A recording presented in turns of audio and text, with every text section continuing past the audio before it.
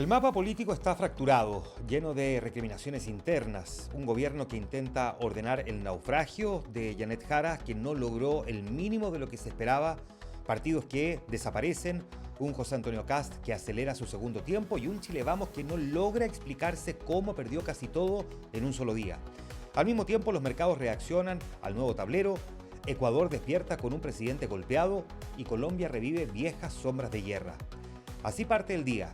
Este es el Shot de hoy martes 18 de noviembre del 2025. La derrota de Evelyn Matei abrió un terremoto interno en Chile Vamos. Con un quinto lugar que ni los peores pronósticos anticipaban, la coalición pasó de competir por la moneda a discutir si el proyecto político que lo sostuvo por tantos años sigue teniendo sentido. Los dirigentes del sector no escondieron el diagnóstico. El ciclo, dicen, se agotó. Pablo Longueira, por ejemplo, responsabilizó directamente el acuerdo por la reforma previsional como un error estratégico que desdibujó a la derecha tradicional y dejó a Matei sin un contraste claro frente al oficialismo. A eso sumó otro punto que venía incubándose hace rato ya, la falta de primarias. La decisión de levantar a Matei por acuerdo sin competencia interna terminó debilitando su liderazgo. El resultado parlamentario reforzó la sensación de desorden. Chile Vamos perdió espacio frente a republicanos y también al fenómeno de Johannes Kaiser, pero fundamentalmente de Parisi, lo que dejó a Renovación Nacional particularmente y a la UDI discutiendo si seguir como hasta ahora o dar un salto hacia nuevas alianzas. Algunos dirigentes reconocen que la coalición llegó tarde a leer el cambio del electorado, particularmente en temas como seguridad, pensiones y costo de la vida, donde republicanos, pero también Parisi, lograron instalar una narrativa contundente. La fragmentación también afectó la campaña parlamentaria. Hubo distritos donde los partidos compitieron entre sí, debilitando sus opciones. Y el resultado es un mapa legislativo más estrecho, con bancadas disminuidas y un rol menos decisivo en la negociación futura. En paralelo, la irrupción de Kaiser y el crecimiento republicano modificaron el eje interno de la derecha. Matei quedó atrapada entre la presión por moderarse para atraer al centro y la dificultad de retener a los votantes que emigraron hacia posiciones más duras. Por eso, dicen, quedó quinta. Hoy el diagnóstico es compartido. Chile Vamos se enfrenta a un punto de inflexión. Algunos sostienen que debe reconstruirse desde la base. Otros plantean que la coalición como tal ya cumplió su ciclo y que el reordenamiento será más profundo, probablemente con nuevos pactos o formas de articulación. Lo cierto es que el golpe fue mayor de lo previsto y obliga al sector a una revisión estratégica que no puede esperar hasta después de segunda vuelta. Porque la derrota de Matei no fue solo electoral, fue estructural, dicen.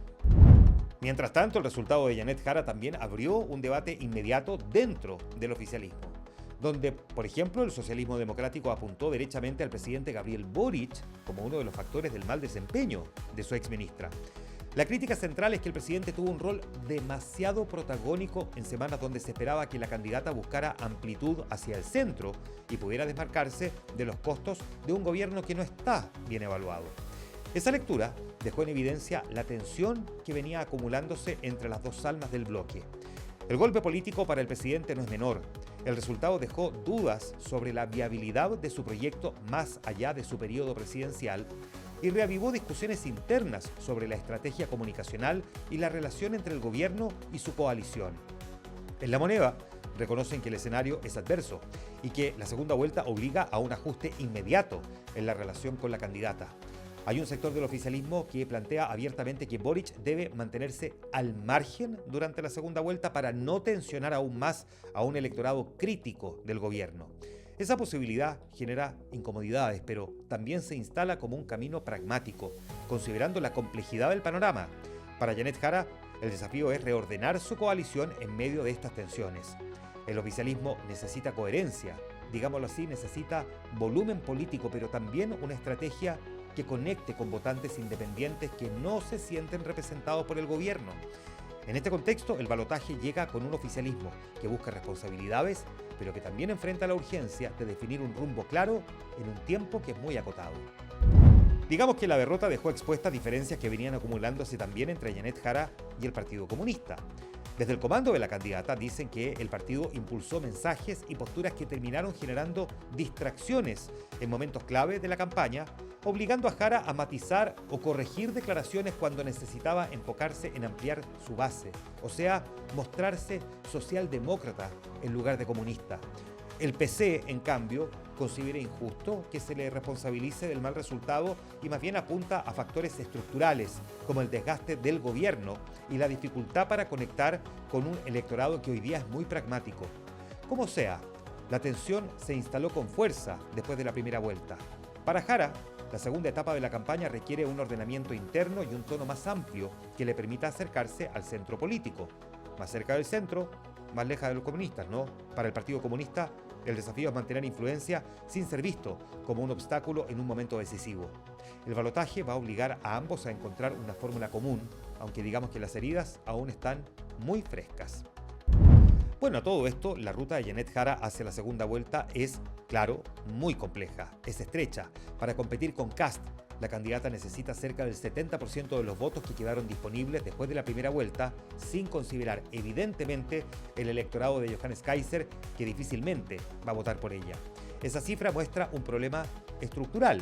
La mayor parte de esos votantes pertenece a sectores críticos del gobierno o a grupos con preferencias más conservadoras.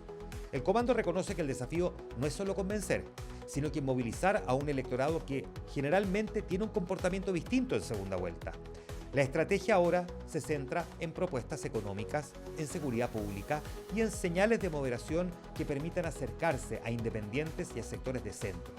Sin embargo, el margen es limitado y las encuestas internas muestran que el escenario no es favorable. La campaña sabe que tiene que exhibir cambios rápidos y concretos para aspirar a un repunte. Segunda vuelta que va a ser una prueba política y matemática, aquí donde cada punto va a ser decisivo. Y mientras tanto, José Antonio Kast llega a esta segunda vuelta con una posición más sólida que en campañas anteriores y con un equipo que decidió ajustar la estrategia desde el primer minuto. Lo vimos este lunes. Su foco inmediato es el electorado de Franco Parisi, un grupo que valora estabilidad económica, desconfía del Estado y que suele inclinarse por propuestas de orden y eficiencia. Kast incorporó nuevas ideas a su programa, presentó un eslogan renovado y dio señales de mayor amplitud política. Quiere aparecer como una opción más moderada sin perder el apoyo del sector más duro de la derecha. Busca figuras derrotadas de Chile Vamos, alianzas cercanas, algo relevante porque transmite cohesión en un campo que venía dividido. Paralelamente, el presidente de Republicanos, Arturo Esquella, inició conversaciones con dirigentes del Partido de la Gente para explorar coincidencias en temas económicos, de seguridad y de gasto público. El objetivo es bastante evidente: capturar a un electorado que no se mueve por banderas tradicionales, sino que por promesas concretas que afecten directamente su bolsillo. Kast intenta equilibrar dos necesidades: mantener motivado a su núcleo más fiel y al mismo tiempo atraer a votantes que buscan una alternativa menos ideológica. Llega mejor posicionado Kast que en 2021, no cabe duda, con un escenario político más favorable y un oficialismo golpeado. Pero su desafío es sostener esta ventaja sin cometer errores y sin cerrar la puerta a quienes aún miran la elección con distancia. Bueno, tratemos de entender cómo es el electorado de Franco Parisi, que es, claro, un factor decisivo. Se trata de un grupo complejo, crítico del Estado, sensible a los costos de vida y altamente desconfiado de la política tradicional. No se mueve por ideologías, sino por promesas que afecten su economía directa: impuestos, ingresos, deudas, empleo y seguridad. Es un votante volátil que suele informarse por redes sociales y que castiga con fuerza a los partidos cuando siente distancia o paternalismo. Los análisis iniciales apuntan a que una parte mayoritaria podría inclinarse por Kast, cuyo discurso económico y de orden público conecta mejor con sus prioridades. Pero, porque siempre hay un pero, no existe garantía de participación. El votante de Parisi tiende a abstenerse en segunda vuelta si no ve beneficios concretos. Claro, usted dirá, pero si es obligatorio votar. Bueno, puede igual no ir, o votar en blanco, o anular el voto. Para Janet Jara, el desafío es mucho mayor. Tiene que presentar propuestas económicas específicas y creíbles y moderar el tono político para acercarse a un grupo que desconfía profundamente del oficialismo.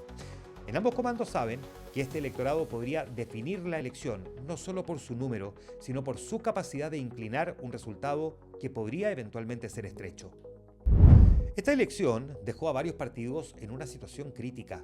La Federación Regionalista Verde Social, Evópoli, Demócratas, Amarillos y el histórico Partido Radical no alcanzaron el mínimo legal para conservar su existencia y enfrentan un proceso de disolución que podría concretarse en las próximas semanas. Es decir, no obtuvieron al menos 4 parlamentarios en 2 regiones distintas o al menos el 5% de los votos de la Cámara de Diputados en las regiones donde el partido está inscrito. Esa es la regla. Esta es una señal clara de un sistema político que llegó al límite de su fragmentación. Muchos de estos partidos, no todos evidentemente, crecieron rápido pero nunca lograron consolidar identidad ni una estructura territorial sólida. El retroceso electoral aceleró un ajuste que venía anunciándose hace tiempo. Menos partidos, mayor presión para formar alianzas y un mapa político más reducido. El impacto se verá en el próximo Congreso, donde la oferta partidaria será más estrecha y la capacidad de negociación quedará concentrada en bloques más grandes. A todo esto, el nuevo Congreso no solo cambió el mapa político, también trajo bancadas que rompen con el molde tradicional. Por ejemplo, la bancada familiar. En el Distrito 10 fue electo como diputado José Antonio Kast Abriazola, hijo del candidato presidencial republicano. En la Araucanía, el hermano de Felipe Kast, Tomás, llegó a la Cámara en un cupo de Evópoli, mientras que en la misma región, la hermana de Johannes Kaiser, Vanessa, se convirtió en parlamentaria. Se suman casos como el de Rodolfo Carter, exalcalde de la Florida, que es hermano del diputado Álvaro Carter, y el de Sandra Parisi, electa en el Distrito 12, hermana de Franco Parisi. Bueno, está también la bancada constituyente. 12 exintegrantes de la convención ahora van a llegar al Congreso. Constanza Schönhaut, Constanza Juve, Jaime Baza, Beatriz Sánchez, Marco Farraza, Ignacio Achurra y Eduardo Cretón, entre otros. Está la bancada de arrastrados, los que llegaron al Congreso gracias a que un compañero de lista muy votado los arrastró. El caso de Bernardo Salinas en el Distrito 5 es emblemático, con menos del 1% de los votos. Entró gracias al alto respaldo de Daniel Manucheri. Algo parecido ocurrió con Lorena Fríes, arrastrada por Gonzalo Vinter en el Distrito 10. Con Claudia Mora, que llegó impulsada por Diego Chalper en el Distrito 11. Y la propia Sandra Parisi, que entró gracias al rendimiento de Pamela Giles en el Distrito 12. Destacan Macarena Santelices, arrastrada por Álvaro Carter, y casos como los de Jorge Zamorano y Roberto Arroyo, que entraron gracias a los votos de Raúl Soto y Francesca Muñoz. La foto se completa con la bancada octogenaria, donde sobresale el senador Francisco Buenchumilla, reelecto con 81 años, y el diputado Roberto Celedón, que bordea los 80. Y en el otro extremo, el Senado suma una bancada sub-40 con 6 nuevos senadores millennials: Vlado Mirosevich, Daniela Chicardini, Carol Cariola, Diego Ibáñez, Camila Flores y Andrea Valladares, todos menores de 40 años que llegan a una Cámara Alta históricamente asociada a trayectorias largas y edades más altas. El mercado reaccionó rápidamente al avance de José Antonio Kast a la segunda vuelta. La bolsa local abrió con un alza sostenida y el dólar cayó, reflejando la percepción de mayor estabilidad fiscal y regulatoria en un eventual gobierno del candidato republicano. Para los inversionistas, el resultado redujo incertidumbre en el corto plazo y alivió también para temores sobre eventuales reformas consideradas más riesgosas. Sin embargo, el impulso inicial se moderó al final de la jornada, porque persisten dudas sobre la composición del próximo Congreso, donde ningún sector tiene mayoría y donde la fragmentación podría limitar la capacidad de aprobar reformas económicas importantes. Aún así, la señal general fue positiva. El mercado valoró un escenario más alineado con políticas de orden fiscal y proinversión, aunque con cautela ante la posibilidad de futuros bloqueos legislativos. Otros temas: la acusación constitucional contra el exministro Diego Pardou terminó sin los votos necesarios para avanzar. La sesión fracasó por falta de quórum, lo que evidenció la poca cohesión entre los impulsores de la ofensiva parlamentaria. El caso apuntaba a un presunto conflicto de interés relacionado con el rol profesional de su pareja en estudios jurídicos vinculados a Transelec. Pardou defendió su actuación afirmando que nunca participó en decisiones que afectaran directamente a la empresa y que no existió irregularidad alguna. Más allá del fondo, el episodio dejó en evidencia el desgaste del mecanismo de acusaciones constitucionales, usado con frecuencia en los últimos años, pero cada vez con menos efectividad real. Varios parlamentarios se restaron de la sesión argumentando falta de antecedentes suficientes o priorizando el momento político, pensando en la segunda vuelta. Internacional. Y en la crónica internacional, Ecuador vivió un terremoto político que pocos en el gobierno anticipaban. El presidente Daniel Noboa enfrentó su primera gran derrota electoral después de que 4 preguntas clave de su referéndum, todas vinculadas al combate al crimen organizado, fueran rechazadas por los votantes.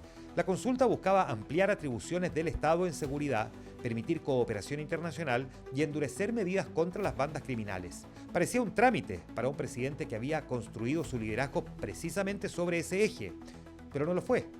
El resultado mostró algo más profundo: una ciudadanía cansada de la violencia, sí, pero también preocupada por el costo de la vida, el desempleo y un clima económico que no mejora. Para muchos ecuatorianos, la política de mano dura necesita ir acompañada de soluciones diarias, no solo de discursos o reformas constitucionales. El rechazo también marcó una advertencia institucional. Parte del electorado teme una concentración excesiva de poder y vio el referéndum como un intento del Ejecutivo por ampliar su margen de acción sin suficientes contrapesos. El golpe obliga a Noboa a recalibrar su estrategia, ajustar prioridades y entender que su popularidad inicial ya no es un seguro. La oposición celebró el resultado, de hecho, como una señal de equilibrio democrático. Y en Colombia, el presidente Gustavo Petro quedó bajo fuerte presión tras el bombardeo en que murieron 7 niños durante una operación contra un grupo armado.